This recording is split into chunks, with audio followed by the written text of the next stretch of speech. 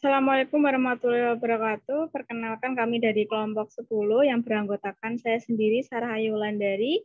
Yang kedua, Apri Elisa Putri. Yang ketiga, Alivia Rizky Prasanti. Selanjutnya. Di sini kami akan membacakan materi, yaitu ada distribusi binomial, Poisson, dan normal. Distribusi binomial. Distribusi binomial disebut juga sebagai percobaan atau proses dari Bernoulli. Johannes Bernoulli adalah ahli matematika dari Swiss. Yang lahir pada tahun 1654 sampai 1705, yang berjasa dalam pengembangan penggunaan distribusi binomial. Ciri-ciri dari percobaan Bernoulli adalah setiap percobaan hanya menghasilkan dua kemungkinan yang saling meniadakan, yaitu sukses atau gagal. Contoh, bila seseorang memilih secara acak sehelai kartu dari setumpuk kartu atau bridge, kartu yang terpilih dapat merupakan kartu as atau bukan kartu as. Selanjutnya, probabilitas peristiwa sukses atau P dari suatu percobaan ke percobaan berikutnya adalah tetap. Probabilitas gagal atau Q adalah 1 kurangi P.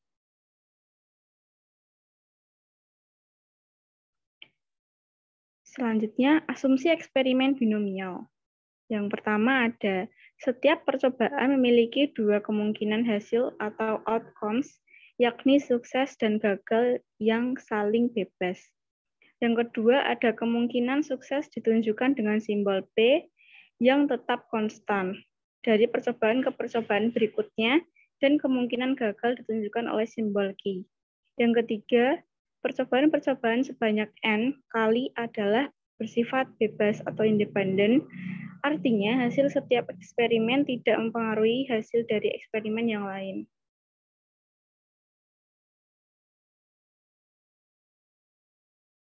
Selanjutnya, distribusi Poisson.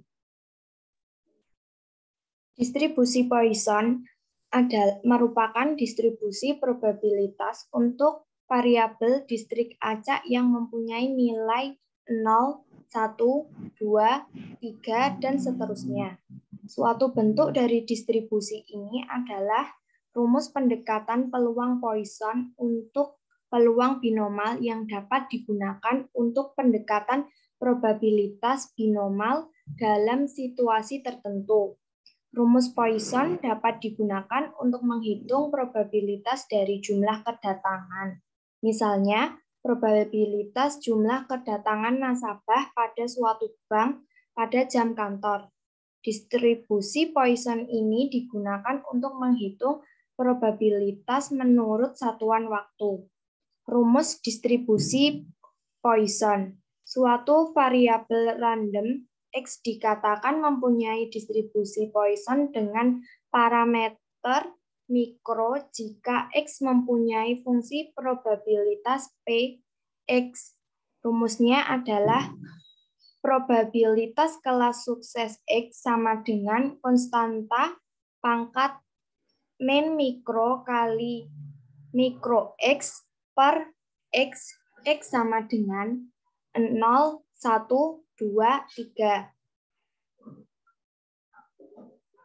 Dengan E sama dengan konstanta, mikro sama dengan rata-rata keberhasilan, X banyaknya unsur berhasil dalam sampel atau variabel random distrik 1, 2, 3 sampai dengan X, N sama dengan jumlah atau ukuran populasi, P sama dengan probabilitas kelas sukses. Distribusi Poisson banyak digunakan dalam hal sebagai berikut. 1. Menghitung probabilitas terjadinya peristiwa menurut satuan waktu, ruang atau isi, luas, panjang tertentu, seperti menghitung probabilitas dari kemungkinan kesalahan pemasukan data atau kemungkinan cek ditolak oleh bank. Jumlah pelanggan yang harus antri pada pelayanan rumah sakit, restoran cepat saji, atau antrian yang panjang bila ke Ancol. Semua contoh ini merupakan beberapa hal yang menggambarkan tentang suatu distribusi Poisson. Yang kedua, menghitung distribusi binomal apabila nilai N besar N lebih dari sama dengan 30 dan P kecil P kurang dari 0,1. Jika kita menghitung sejumlah benda acak dalam suatu daerah tertentu T, maka proses penghitungan ini dilakukan sebagai berikut. Langkah pertama, jumlah rata-rata benda di daerah S, T adalah sebanding terhadap ukuran S, yaitu E cons S sama dengan lambda S. Di sini melambangkan ukuran S, yaitu panjang, luas, volume, dan lain-lain. Parameter lambda lebih besar dari pada 0 menggambarkan intensitas proses. Yang selanjutnya menghitung di daerah terpisah adalah bebas. Yang selanjutnya kesempatan untuk mengamati lebih dari satu benda di dalam suatu daerah kecil adalah sangat kecil, yaitu P cons S2 menjadi kecil ketika ukuran menjadi kecil.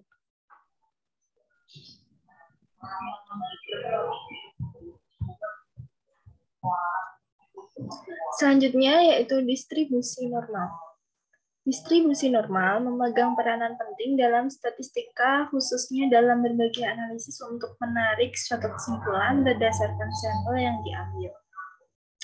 Konsep distribusi normal sangat penting untuk dipahami karena konsep ini mendasari asumsi pada distribusi sampling, pendugaan statistika maupun ujian hipotesa. Sifat-sifat distribusi normal ada beberapa. Yang pertama yaitu grafiknya selalu ada di atas sumbu datar X. Yang kedua, bentuk grafiknya simetris terhadap X sama dengan mikro. Yang ketiga, mempunyai satu modus, jadi kurva unimodal tercapai pada X sama dengan mikro. Yang keempat, grafiknya mendekati sumbu datar X dimulai dari ke kanan dan ke kiri. Yang terakhir yaitu luas daerah grafik selalu sama dengan satu unit persegi.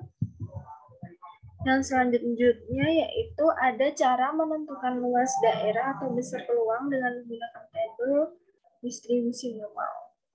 Yang pertama yaitu hitung Z sehingga 2 desimal. Yang kedua, gambarkan kurvanya. Yang ketiga, letakkan harga Z pada sumbu datar, lalu tarik garis vertikal hingga memotong kurva.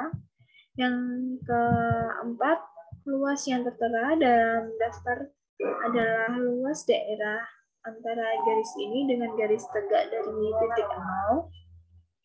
Yang kelima, dalam tabel distribusi normal, cari tempat harga Z pada kolom paling kiri hanya hingga 1 desimal dan desimal keduanya dicari pada baris paling atas. Yang terakhir dari Z di kolom kiri maju ke kanan dan dari Z di baris atas turun ke bawah, maka didapatkan bilangan yang merupakan luasnya dicari.